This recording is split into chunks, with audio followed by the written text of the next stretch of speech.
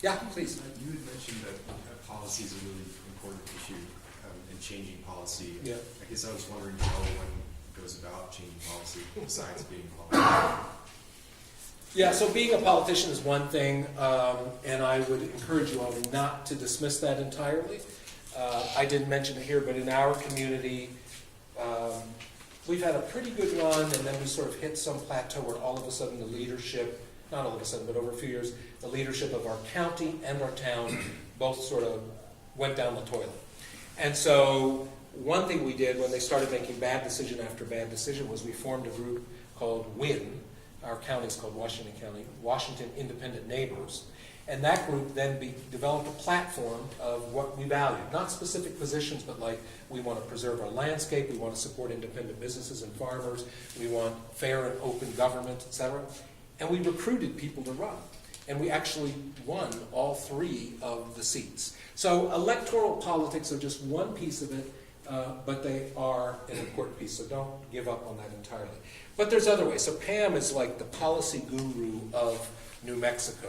She could talk to you for days about that.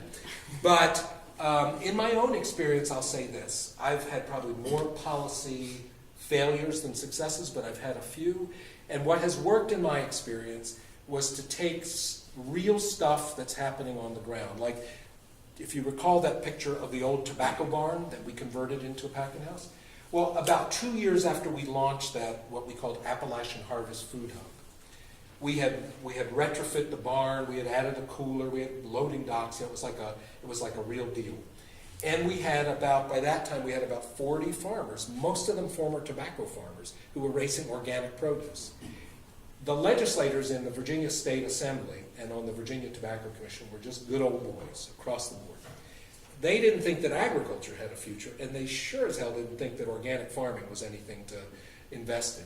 So we brought 3 of them, 3 really important ones, down to our grand opening. It was actually our 3rd year, but we called it our grand opening. It was full of these farmers who were a lot like them, good old boys, not all of them, but a bunch of them. And we had a little meal and all that stuff, and we basically gave them a tour.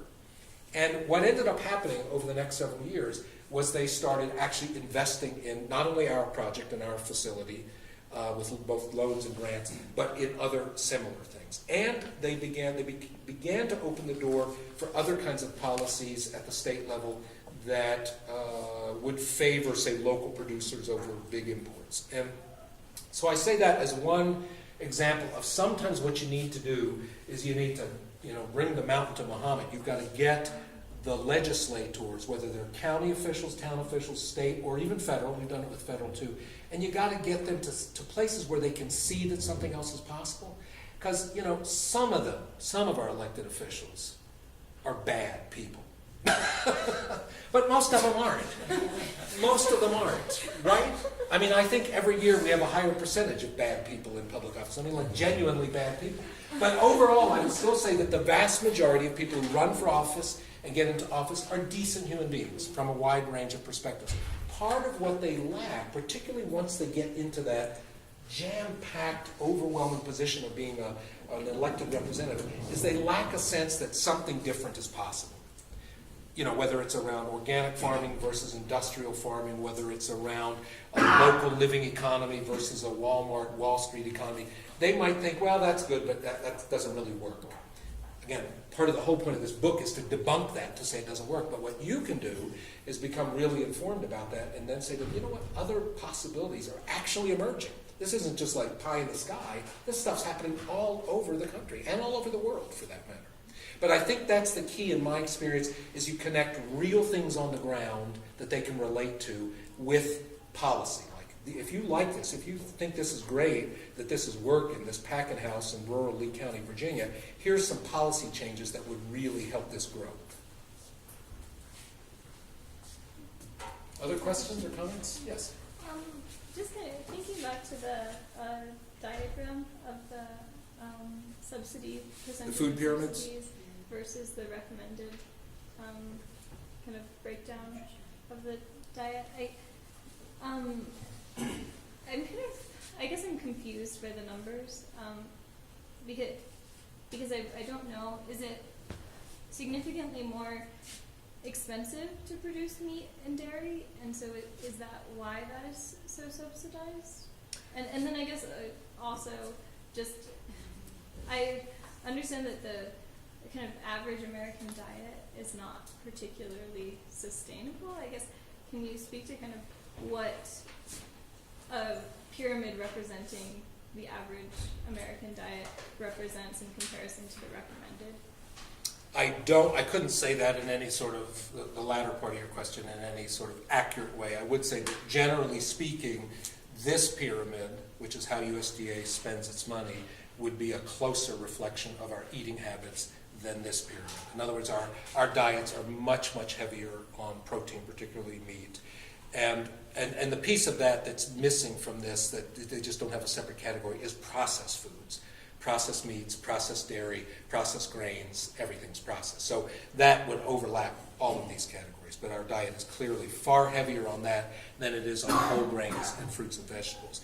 It is, part of the answer certainly is there's a lot more acreage in, when they say meat and dairy, what most of this is subsidizing corn and soybeans, which then are fed to beef cattle, to dairy cows, to chickens, and to hogs, right? So it's sort of an indirect subsidy of the meat and dairy. There's some directly to them, but it's mostly that we propel that. So yes, it's true that part of why it's higher is because we have many more acres in that, but part of why we have so many acres in that, and why we have such an excess production of corn in particular, such that we created the ethanol industry because we needed a place to go with all that extra corn. And ethanol is a very, very inefficient way of creating an energy supply when you make it from corn. So if you put all your eggs in this basket, if you put so much of your money in that way, then that both drives eating habits because it determines the products that appear on our shelves, and it also drives the decisions that farmers make. So these percentages are so high, partly because, it is a whole lot more acreage, but mostly because these are conscious policy choices we've made that this is the kind of farming we want to subsidize. So does that have to do with exports? Does that have to do with the fact that maybe the meat and dairy industry is more prone to flux than other industries? Meat and dairy is prone to flux in the sense that it takes a while to bring larger animals through a life cycle, so you do tend to have booms and busts as prices rise for beef cows, for instance. Then more farmers get into it and put more head on their land, and then at some time you have a price bust. So yes, part of subsidizing this, there should be a program that protects farmers from sudden changes in the market.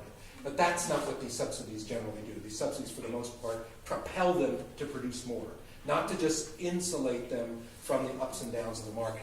Sure, a lot of this goes overseas, but a whole lot of it stays domestically. But even the trade policy, we sell about 2.8 billion pounds of beef to our trading partners overseas every year, 2.8 billion pounds. But you know what? We import 3.3 billion pounds of beef.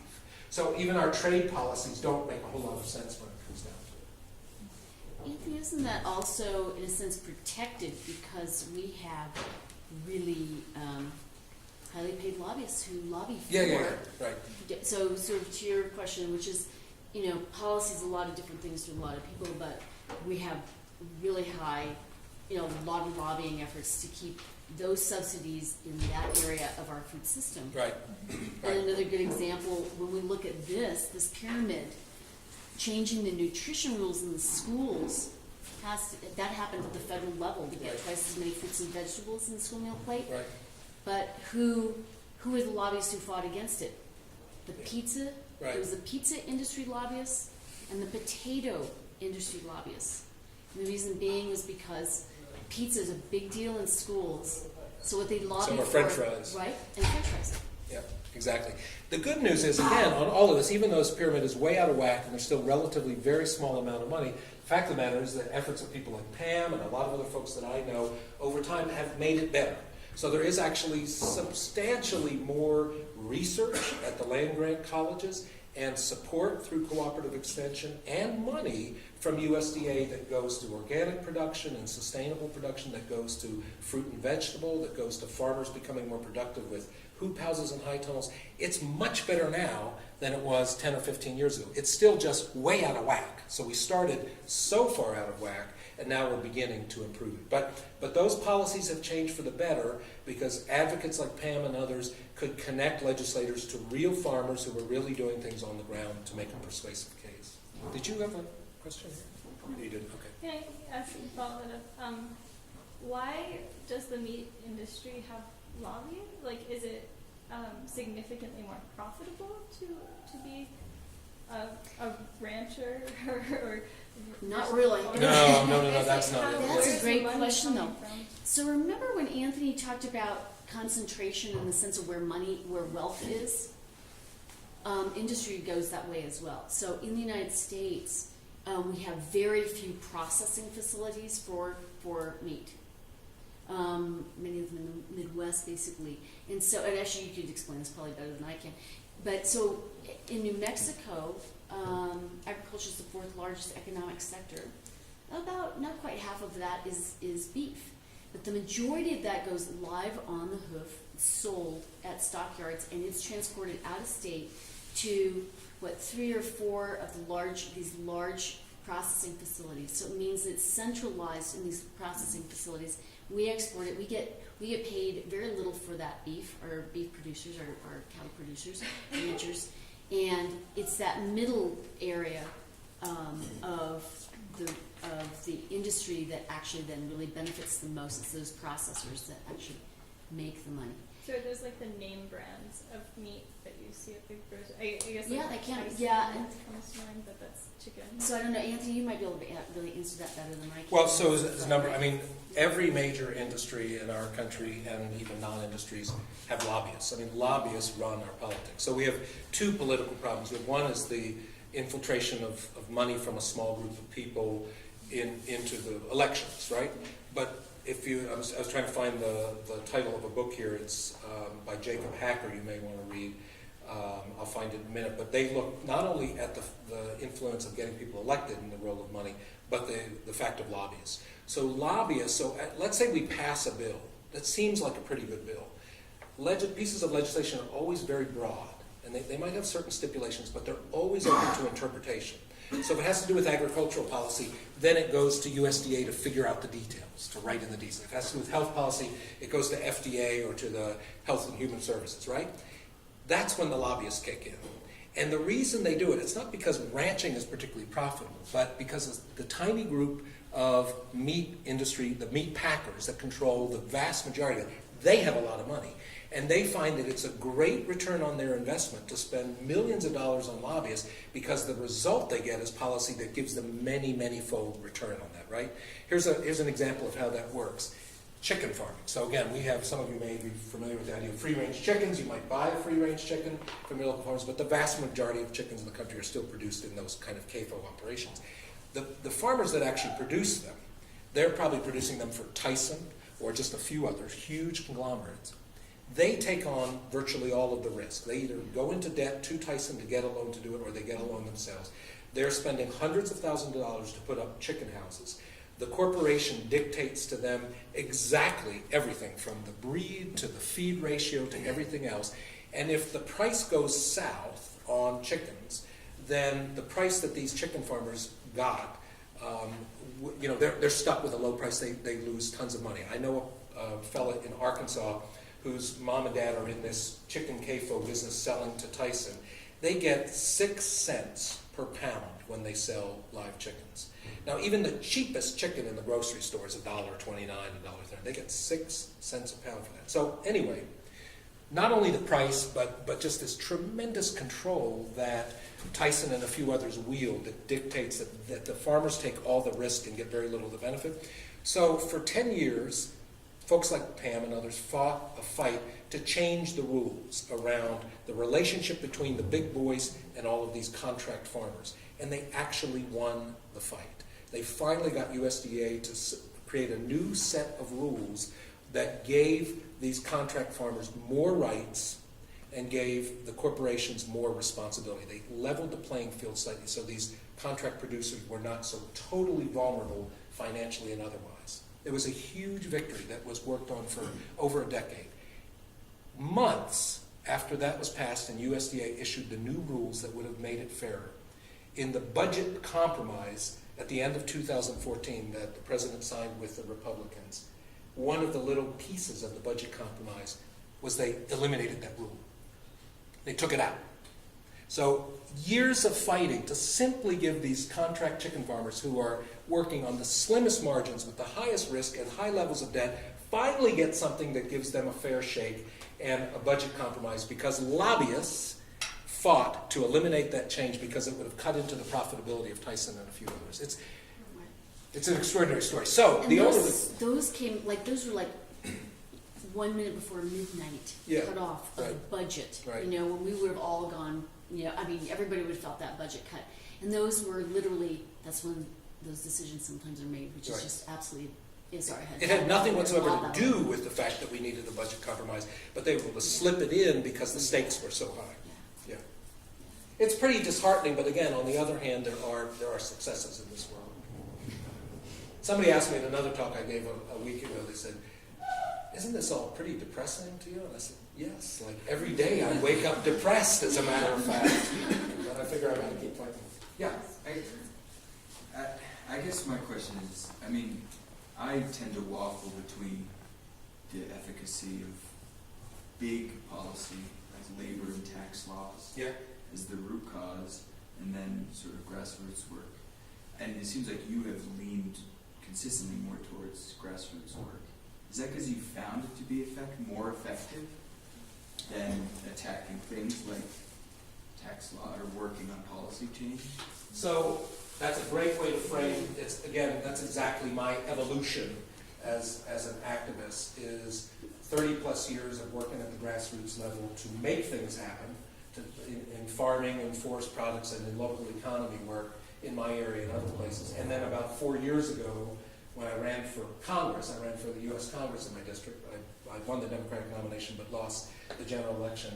That and the book were the same motivation, which is I recognize that all that great work that hundreds of people were doing in hundreds of communities wasn't grappling with the big issues, the big international trade issues, the big discrepancies in tax policy, the big discrepancies in economic incentives, how much more money big corporations get than small independents, all of that. So now, I don't know if I got 2 years left or 20 years left, but now exactly what I'm trying to do is make the connection between the local grassroots work and the big picture policies, and to say to the people fighting the grassroots battle, that's great work. I know you're already putting in 70 hours a week, but you got to start thinking about the big policy.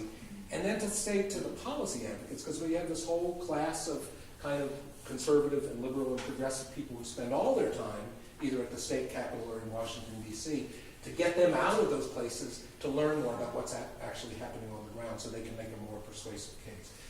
But it's exactly that. I just feel like we've won a lot of local battles and we've basically lost the big fights. That's my conclusion of 30 years of my life at least. Yeah. What's the state of the mass movement of local economies that you call for in your book? Is there a national or global network or networks? There is a national network. I'm not familiar with the global network, although I'm familiar with sort of informal associations. I would name two groups if you're interested. One is called BALLE, which is B-A-L-L-E. It stands for the Business Alliance for Local Living Economies. Again, they're in here, both a couple of chapters. BALLE works as a network of networks. So there are BALLE networks in Charleston, South Carolina, in southeastern Ohio, in all of the state of Arizona, in Bellingham, Washington, in Colorado. These are basically, if you could imagine, sort of a socially and environmentally responsible chamber of commerce, is kind of what they are. They're associations of mostly private for-profit businesses, although they also have nonprofits in the associations, which are bound together by really two things. One is that they're locally rooted. They're not a chain or a franchise. They could be pretty big, but they're locally rooted. And secondly, that they sort of have an ethic of giving back to the community of sort of social and environmental responsibility. The BALLE networks themselves help support and make these local businesses more competitive, partly by telling their story, partly by doing joint promotional and education campaigns in the community about buy local or triple bottom line, environmentally friendly, partly by tackling policy, and partly by having businesses buy from each other. So if a local shoe store needs a new marketing campaign, they don't just go online. but they get the marketing campaign from a local marketing company, that sort of thing. So Bali is, in many parts of the country, not all of it, it isn't perfect, but it's probably the best established and most effective network that's trying to lift up this alternative economy. And Bali now, they've only been around about 12, 14 years, is beginning to grapple with some of the big policy issues just recently. The other group that's mostly national but somewhat international, really cool group, and has a lot of people in your peer group, is called the New Economy Coalition. And the New Economy Coalition is essentially trying to dream up this bottom-up, healthy, sustainable, fair, humane, et cetera, just economy. And they're much more loose than Bali, but they have a core mission, which is let's find, lift up, support, and nurture these emerging, not just businesses, but whole economic movements that are based on principles of social justice, of sustainability. And those two are, I think, really effective organizations. The New Economy Coalition puts on a conference about every 2 years, and then they work sort of in a more informal way during the off year. Anybody else? You wore out? Well, one of the things, I mean, if you want to get more involved locally too, let me know, and I can leave a few cards, but Blake also knows how to get a hold of me, because we have a local Santa Fe Food Policy Council meeting. Next week, actually, the City Council will be really doing some thoughtful thinking on an urban agriculture ordinance, which means really sort of looking at how can we have more agriculture inside the city limits, but doing it in more of an organized fashion. And the county's been doing a fabulous job. So right in our own backyard, right? And then we have our New Mexico Food and Agriculture Policy Council. We've been working really wholeheartedly on changing what happens in the schools when it comes to getting fresh fruits and vegetables that are local, but also what are those policy connections? As Anthony said, you know, a lot of these things are about building relationships, as he said, get our policymakers out onto farms and into our schools and things like that. And, you know, a lot of folks I work with, they're just like the rest of us. They are citizens, they're human beings, they care. So they're hopefully part of the solution if we help them be a part of that solution. And so that's our role, or I say my role anyway, is being an advocate and helping others learn to be advocates. And in particular, advocating collectively is always helpful too. So, yeah, you know, Blake knows how to get hold of me. And so if we can be of help to you all in the sense of that, let me know. So, you know, you guys are the generation that's going to be dealing with climate change much more so. Pam and I had the luxury of screwing the world up, and now you're left with the consequences. But, so Bill McKibben, some of you probably know him, the founder of 350.org, he was kind enough to write the foreword to the book. But this is not from the foreword, but this is a great quote from McKibben that might be a good way to wind it up. It's kind of about the urgency of things. When people ask me where they should move to be safe from climate change, I always tell them any place with a strong community. Neighbors were optional the past 50 years, but they'll be essential in the decades to come. That's the first part of the quote. That's that idea of community self-reliance. The fundamental point is this, that we can't actually solve global warming one bike path at a time. Setting an example is vitally important, and we have a moral duty to live the right way, but addition alone won't get us where we need to be. You can weatherize your home, and your brother-in-law may see it and decide to follow suit. And then maybe he'll buy a Prius, and his neighbor would. If we had 100 years, that's how it should work, the slow, graceful cultural evolution to a new world. But chemistry and physics aren't going to give us 100 years, so we'll have to work by multiplication rather than addition, by changing the ground rules. So if you followed McKibben at all, you know that he's a guy that started out as a nature writer, and for the last 10 years has dedicated his life to trying to tell the story of the urgency of climate change. Bill and I know each other a little bit. I'm at the other end of it, in that I'm trying to be part of creating the alternatives that would make an economy that fits within our climate and ecosystem possible. Because the way we've gone about economics up to this point has not been compatible with the environment. All right, great. So we can hang out.